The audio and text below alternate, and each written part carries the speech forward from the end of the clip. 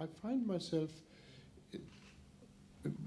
in slightly different contexts wanting to put that sort of point you're making slightly differently. And I don't think there's substantive disagreement between us, but there is a terminological difference between us, and since terminological matters are not entirely arbitrary, it's worth talking it through. You see, I think the right thing to say is not what both you, I've heard you and Vivek say, that they don't know what their own experience is.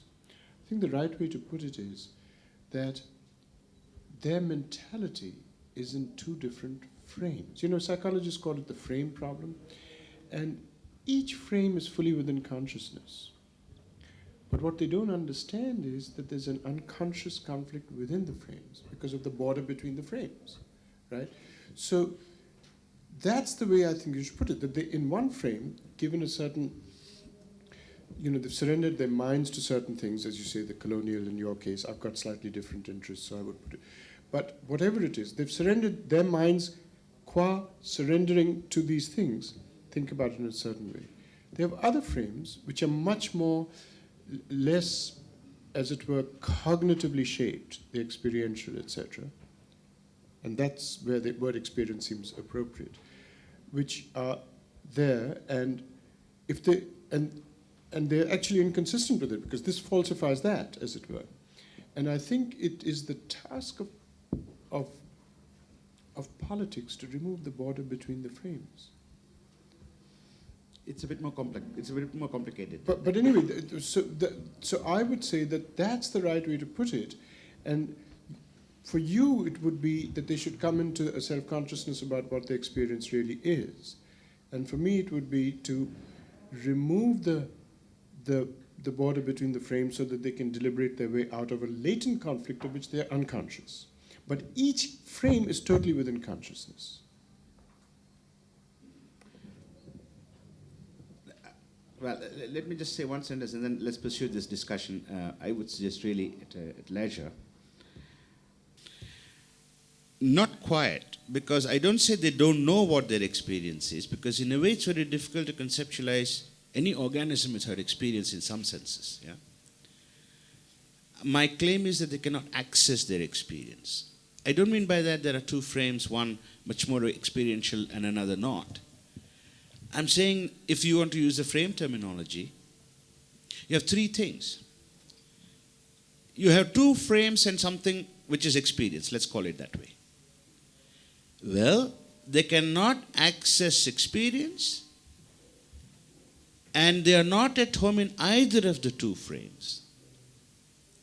Okay, like for example, people assume the Indian intellectuals, just because they know how to speak in English and read a little bit on British history or American history or whatever, think they know what Western culture is all about. They know what religion is. They know what faith is. They know what God is. But the problem is most of them, if not all of them, have learnt English through their vernacular languages. So I was taught that puja was worship, deva is God, and that's how I learned my English. But then this translation was given to us by missionaries who considered that Hinduism was a false religion and we had false gods.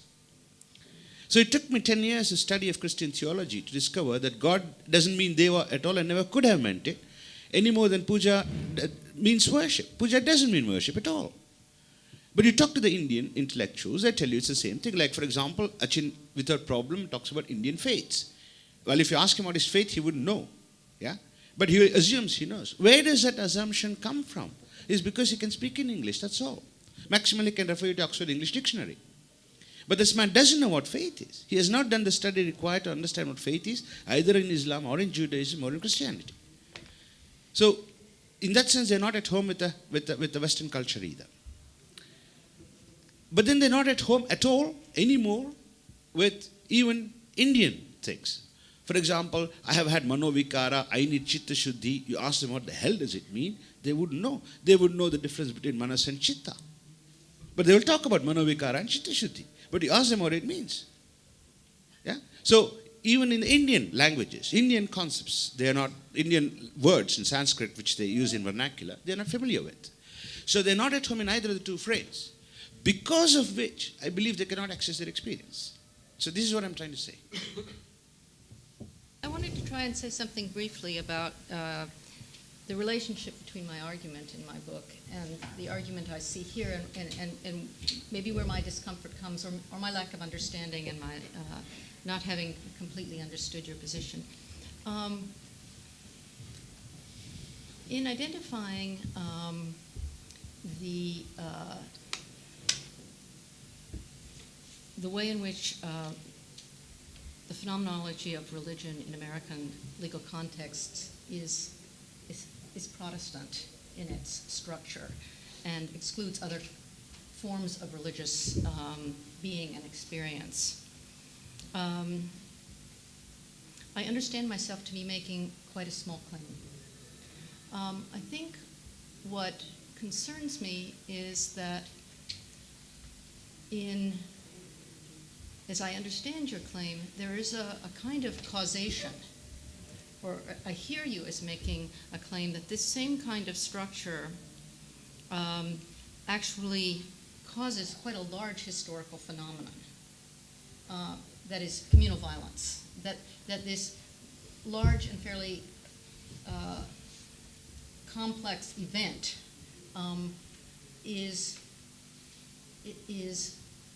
most importantly caused by the same structure. Perhaps I'm not completely understanding it.